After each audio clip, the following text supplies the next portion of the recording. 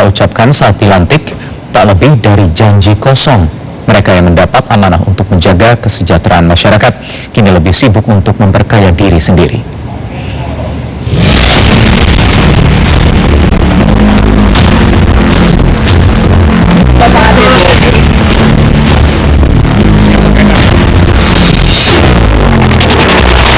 Hatta ataupun Hugeng, tokoh besar yang bukan hanya karena menjadi pejabat, namun nama mereka harum karena sebagai pejabat publik.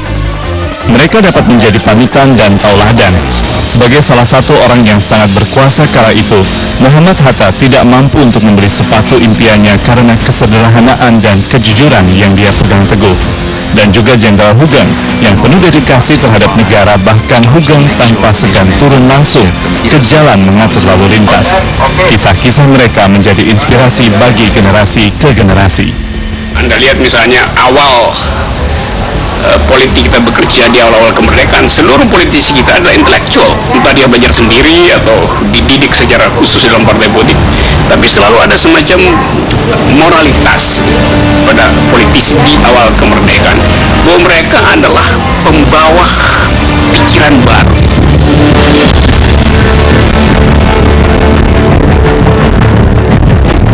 Namun sungguh disayangkan dewasa ini, justru publik disuguhkan bagaimana pejabat menjual moral dan etika mereka demi mendapatkan kekuasaan dan harta. Tentunya Anda masih ingat dengan sejumlah nama seperti Akil Mukhtar, mantan Ketua Mahkamah Konstitusi, Ratu Atut Khosyah, mantan Gubernur Banten. Beberapa orang tersebut merupakan pejabat publik saat KPK menetapkan mereka menjadi tersangka atas tuduhan melakukan tindak pidana korupsi. Mungkin Anda bisa bayangkan kalau kemudian itu yang terjadi adalah pendekatan Machiavellism ya, atau pendekatan yang bisa membenarkan bahwa penggunaan power dalam artian yang sangat eksesif itu sah-sah saja ya. Kemudian juga bahwa orang boleh berbohong, orang boleh memanipulasi ya. Itu buat saya kalau itu terjadi, itu adalah boleh dikatakan negara ini bisa diambang kehancuran. Cukup mencengangkan, dari data yang dirilis oleh Indonesia Corruption Watch pada semester pertama tahun 2015, terdapat 308 kasus dan sebanyak 590 orang terjerat korupsi dan suap.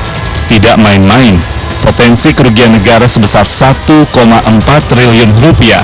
Dan lebih ironis lagi, 212 tersangka berasal dari kalangan pejabat di kementerian dan pemerintah daerah.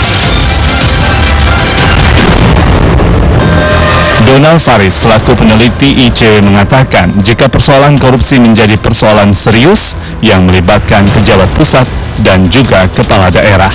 Ya, by design ini sebenarnya tercipta dari kondisi politik dan sikap ketamakan greedy dari seorang pejabat publik. Kondisi politik itu terjadi dalam konteks rekrutmen, dalam konteks kontestasi politik di Indonesia dengan high political cost yang begitu tinggi sekali, sehingga orang kalau mau menjadi bupati, wali kota, gubernur harus mengeluarkan dana politik yang luar biasa besarnya.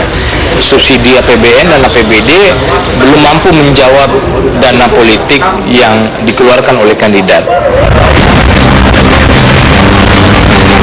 Dalam sistem kenegaraan yang dianut Indonesia, memang pejabat publik merupakan kader dari satu partai politik yang mendapat dukungan rakyat melalui pemilihan umum. Sepantasnya, bila sebuah partai menyaring kadernya yang memiliki integritas dan kompetensi dalam menjalankan roda pemerintahan. Namun nampaknya pengkaderan dalam partai politik belum berjalan baik. Politisi kita sebetulnya kebanyakan outsource itu. Jadi dia tidak ditrain di dalam partai dan partai tidak punya kurikulum etik. Akibatnya para politisi ini lebih banyak sudah ditugaskan sebagai debt collector untuk mengisi pundi-pundi partai daripada jadi public educator. Jadi itu problem kita. Politisi tidak menjadi public educator, tapi justru jadi debt collector. Itu masalah moral yang luar biasa. Banyaknya pejabat negara yang tersandung kasus korupsi mengisyaratkan bila pemilik kekuasaan cenderung untuk memperkaya diri sendiri dan kelompok. Namun politisi Senayan Masinton Pasaribu menampik bila moral etik pejabat publik sudah tidak ada lagi. Tidak semua seperti itu ya, tapi harus diingatkan terus bahwa apapun, mau politik praktis seperti apapun, dia harus dilandasi moralitas dan juga harus menjaga etika kepatutan umum tadi. Nah, jadi dalam hal ini tentu harus diingatkan terus bahwa politisi itu harus menjaga moralitas itu terus. Sudah menjadi rahasia umum bila harta, tahta, dan wanita menjadi godaan besar bagi mereka yang memiliki kekuasaan dan jabatan. Hanya pejabat yang memiliki keteguhan hati dan moralitas tinggi yang mampu selamat dari godaan tersebut. Indonesia rindu akan sosok pejabat layaknya Hatta ataupun Hugeng yang sepenuh hati tanpa ada tedeng aling-aling menjalankan amanah negara. Dari Jakarta, Billy Putro, Metro TV.